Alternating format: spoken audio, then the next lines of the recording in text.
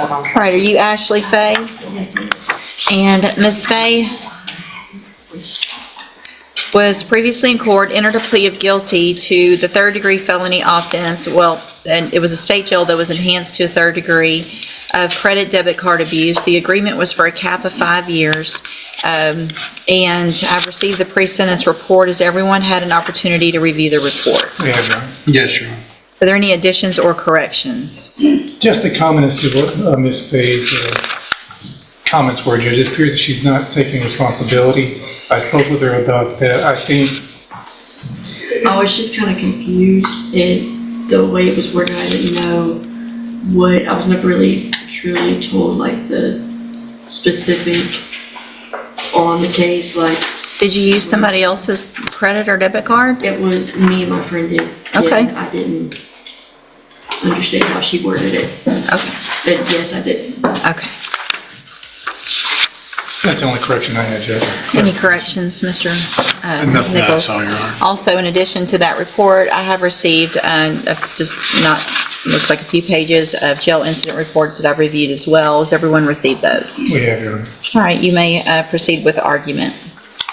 Yeah, Judge, I think looking at her criminal history, it doesn't scream that this is somebody that deserves a chance on probation. That's what she's asking for, however.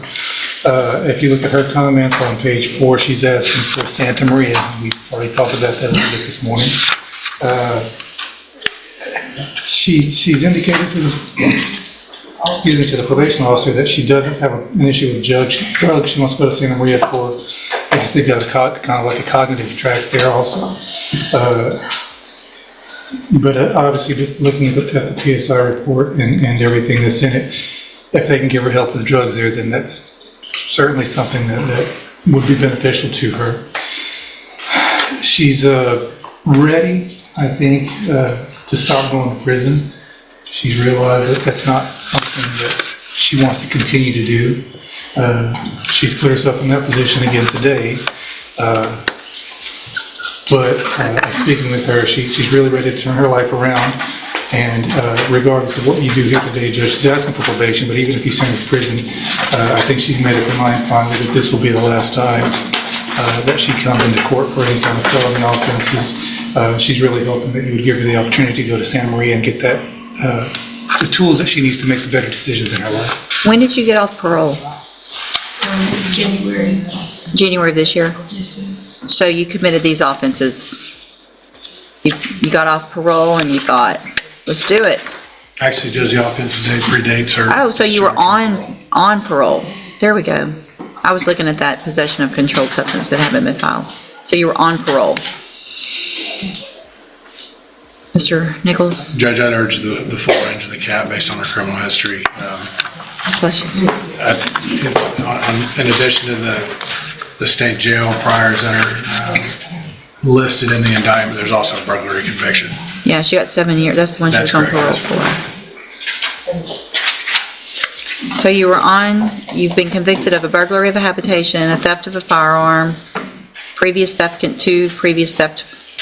got probations on all of those, even at different times. It looks like you were on probation for the burglary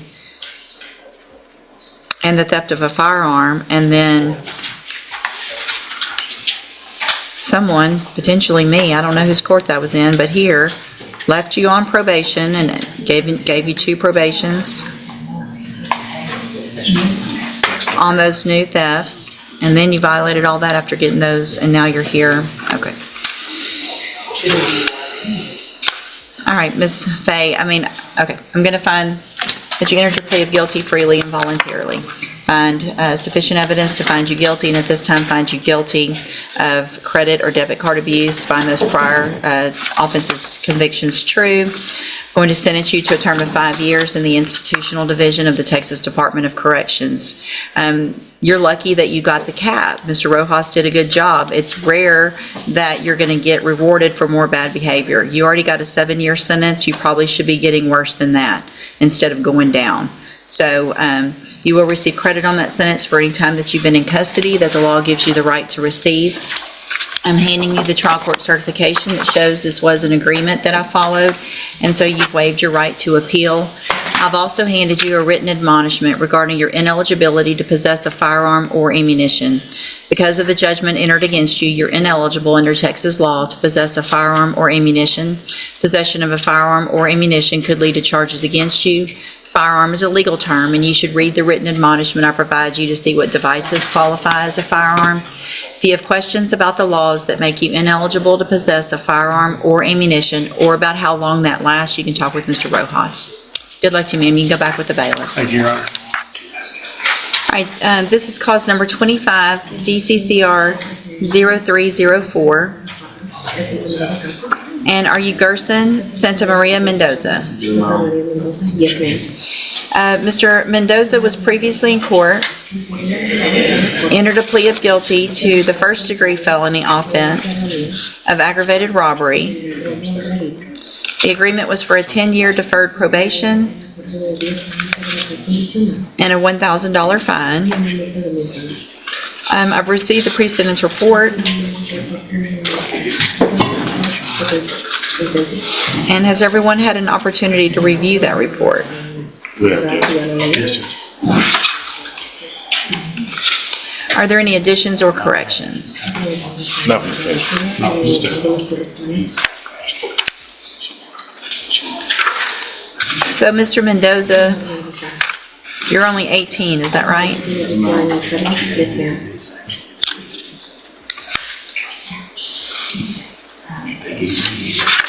All right, so if I'm going to follow this agreement based on your age, the nature of the offense, the fact that you withdrew from school and haven't completed high school, I'm going to up front send you to the program called ISF. This first case starts with Ashley Faye, a woman facing serious fraud charges. The Courtroom Energy tells her defense is about confusion, but the judge is laser focused on accountability. It's a 90-day program, and it is intended to help you to make better decisions. Because of your age, obviously, I want you to be successful on this probation, but I think there needs to be some involvement by other people to help you do better. Does that make sense? Yes, ma'am. So I'm going to find that you entered your plea of guilty freely and voluntarily. Find sufficient evidence to find you guilty. However, I'm going to follow the agreement that you made with the district attorney and defer all proceedings and place you on probation for 10 years. You're ordered to pay the $1,000 fine and follow all of the rules and conditions of probation. That's including going to and successfully completing the cognitive track of the ISF program. Okay. If you do everything you're supposed to on this probation and you successfully complete it, this is a great opportunity because you don't have a conviction for a felony on your record. The other side of that, though, is if you violate any condition of your probation, you can be brought back into court, found guilty, so you would be a convicted felon, and you could go to prison for anywhere in the range of punishment, which is a minimum 5 years up to the rest of your life in prison. Do you understand?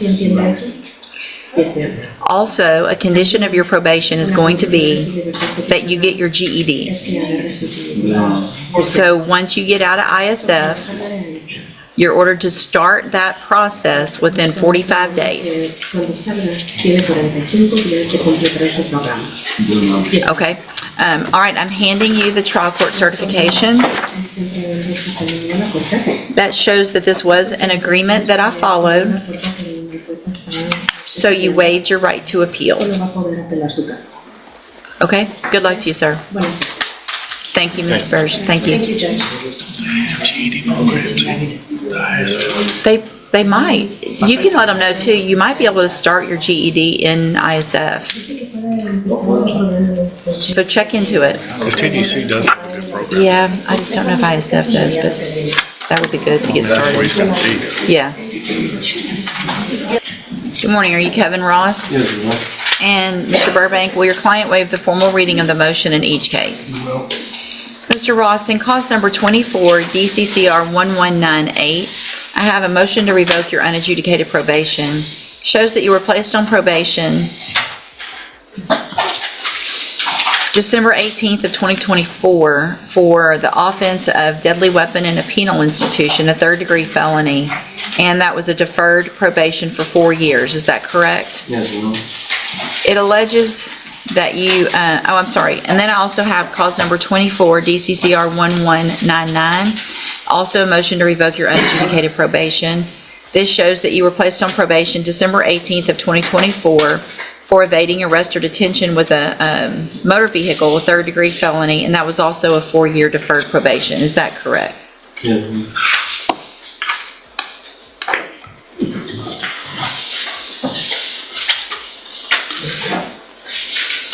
Tell me again why we're doing this.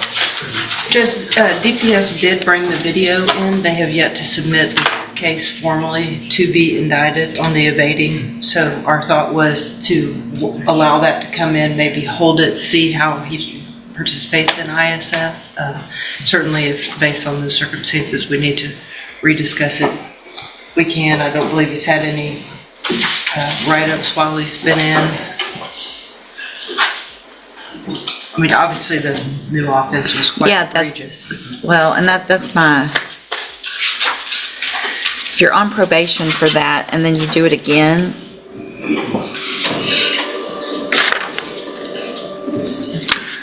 six months after you were placed on probation? No, I would only ask to let him go. That charge is still out there.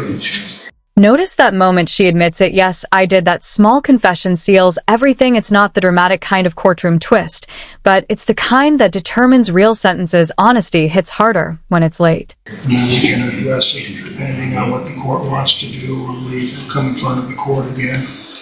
But if he pleads on it now, then I don't think even if it's indicted, I mean, if he pleads true today Right. to the new offense and I do what I do on these motions and reinstate and send them to ISF, if the case is then submitted or when it's submitted, you can't allege the same thing again and then me re-punish him for the same offense that he's already. It's the new offense that you would address. But y'all said that today. Count one is the new offense. Right, but it's- I can't do it twice. Well, once it comes back, once it gets indicted, then it can be addressed. On its own abstinence. Yes, on that, not the NTRP, but the new offense. Well, I know, but then we have two probations and a new offense, and the argument then is going to be, we'll leave him on probation because you can't revoke him because you already did this. Because I already took it into But you also consideration have on the these option motions. of leaving him on probation and then sending him to the penitentiary if he doesn't do well on the new offense. See what I'm saying? I know, but that's just, I mean,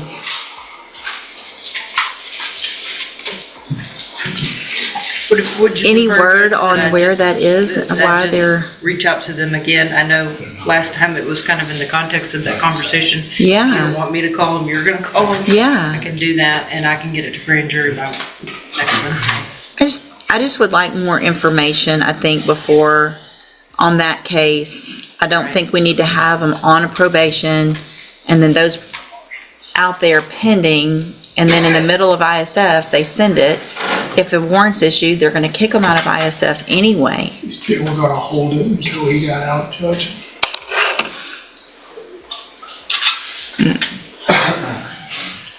I'm gonna reset it just a short time.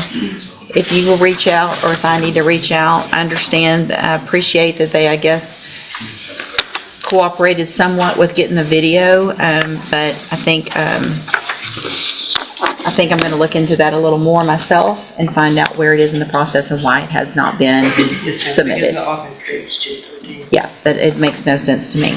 And from what I recall, it was not just a couple of blocks going slow. Correct. It was, okay, I'll have investigator Bates reach out this morning, and we'll get it indicted by next week. If maybe an update would be beneficial.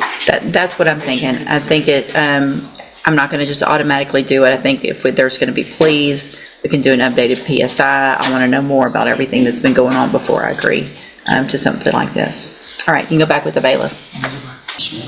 Good morning. Are you James Allen Bruno? And Mr. Parker, will your client waive the formal reading of the indictment? Yes, Your Honor. Mr. Bruno, in cause number 24, DCCR 1151, you're charged with the third-degree felony offense of evading arrest or detention with the use of a vehicle from April 21st of 2024. And how do you plead to that charge? Guilty. Are you pleading guilty freely and voluntarily? Yes. And are you pleading guilty because you did what they charged you with? Yes.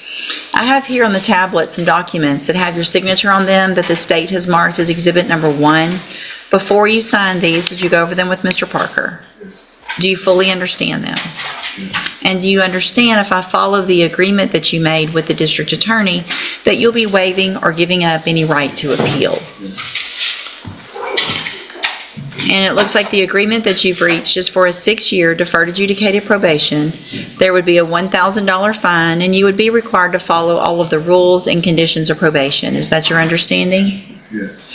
Also, do you understand, if you're not a U.S. citizen, that a plea of guilty or no contest may result in your deportation, exclusion from admission to the country, or denial of naturalization under federal law? State tenders number 1. No objection. It's admitted. Is there any evidence that Mr. Bruno is not competent? No, Your Honor. All right, sir, I'm going to find that you entered your plea of guilty freely and voluntarily. Find that you're mentally competent and you understand the nature and the consequences of your plea. Find sufficient evidence to find you guilty. However, I'm going to reset your case so that the probation department can do a pre-sentence report. That'll give me more information about you, your case, and then we'll come back later for sentencing. Her lawyer tries the turning life around argument, a classic in sentencing hearings, but here's the catch. She just got off parole earlier this year. That timing it makes the plea for probation a much tougher sell. Ms. Malfino. Judge, he's not from here. I have a little bit of hesitation with his Louisiana history. If he does, in fact, have any, I cannot see any in NCIC, TCIC, but due to the fact that he's not local, of course, defer to the court, but I would appreciate if we could just hold him for those couple weeks with PSI coming. Your Honor, he the only record I know he has a misdemeanor marijuana charge from way back, and there's no felony history at all. So where are you going to live when you're released?